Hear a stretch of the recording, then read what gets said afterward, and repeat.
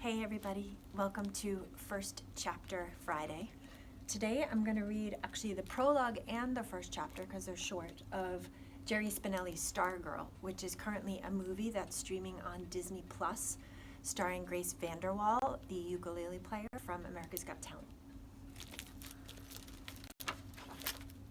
Porcupine necktie. When I was little, my Uncle Pete had a necktie with a porcupine painted on it. I thought that necktie was just about the neatest thing in the world. Uncle Pete would stand patiently before me while I ran my fingers over the silky surface, half expecting to be stuck by one of its quills. Once he let me wear it. I kept looking for one of my own, but I could never find one. I was 12 when we moved from Pennsylvania to Arizona. When Uncle Pete came to say goodbye, he was wearing the tie. I thought he did so to give me one last look at it, and I was grateful. But then, with a dramatic flourish, he whipped off the tie and draped it around my neck. "It's yours," he said, "going away present."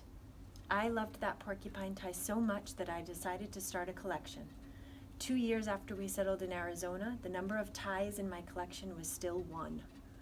Where do you find a porcupine necktie in Micah, Arizona, or anywhere else for that matter? On my 14th birthday, I read about myself in the local newspaper. The family section ran a regular feature about kids on their birthdays, and my mother had called in some info. The last sentence read, "As a hobby, Leo Borlaug collects porcupine neckties." Several days later, coming home from school, I found a plastic bag on our front step. Inside was a gift-wrapped package tied with yellow ribbon. The tag said, "Happy Birthday." I opened the package. It was a porcupine necktie. 2 porcupines were tossing darts with their quills, while a third was picking its teeth. I inspected the box, the tag, the paper.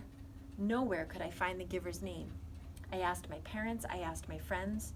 I called my Uncle Pete. Everyone denied knowing anything about it. At the time, I simply considered the episode a mystery. It did not occur to me that I was being watched. We were all being watched. Chapter 1. "Did you see her?" That was the first thing Kevin said to me on the first day of school, 11th grade. We were waiting for the bell to ring. "See who?" I said. "Ha!" He craned his neck, scanning the mob. He had witnessed something remarkable. It showed on his face. He grinned, still scanning. "You'll know." There were hundreds of us milling about, calling names, pointing to summer-tanned faces we hadn't seen since June. Our interest in each other was never keener than during the 15 minutes before the first bell of the first day. I punched his arm. "Who?" The bell rang, and we poured inside. I heard it again in homeroom, a whispered voice behind me as we said the Pledge of Allegiance. "You see her?" I heard it in the hallways. I heard it in English and geometry. "Did you see her?" Who could it be? A new student? A spectacular blonde from California?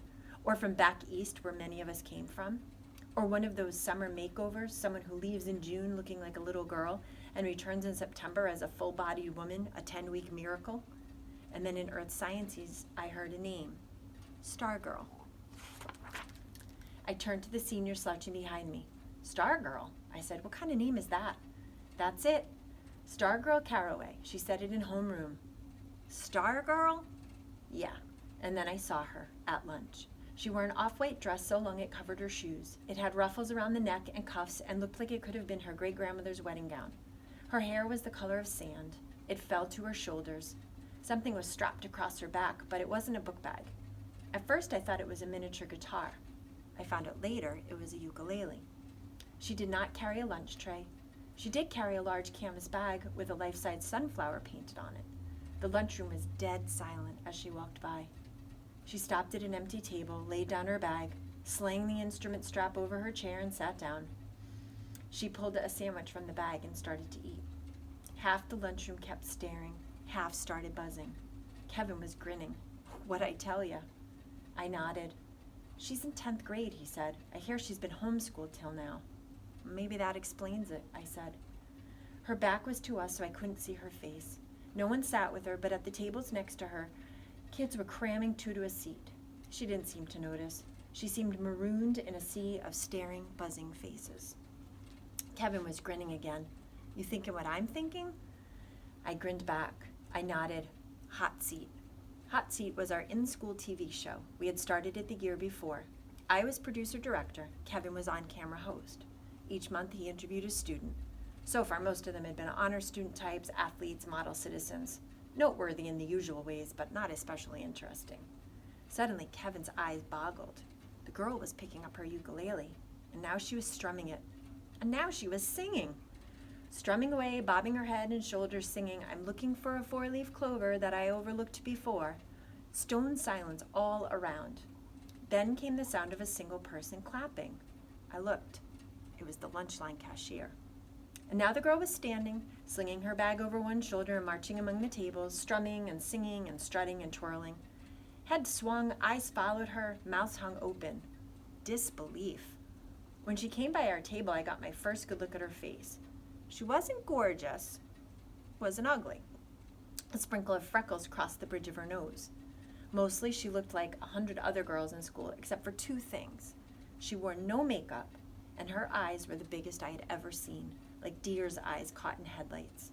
She twirled as she went past, her flaring skirt brushing my pant leg, and then she marched out of the lunchroom. From among the tables came 3 slow claps. Someone whistled, someone yelped. Kevin and I gawked at each other. Kevin held up his hands and framed a marquee in the air. Hot seat, coming attraction, Stargirl. I slapped the table. Yes. We slammed hands. And that is the beginning of Stargirl by Jerry Spinelli. Check it out.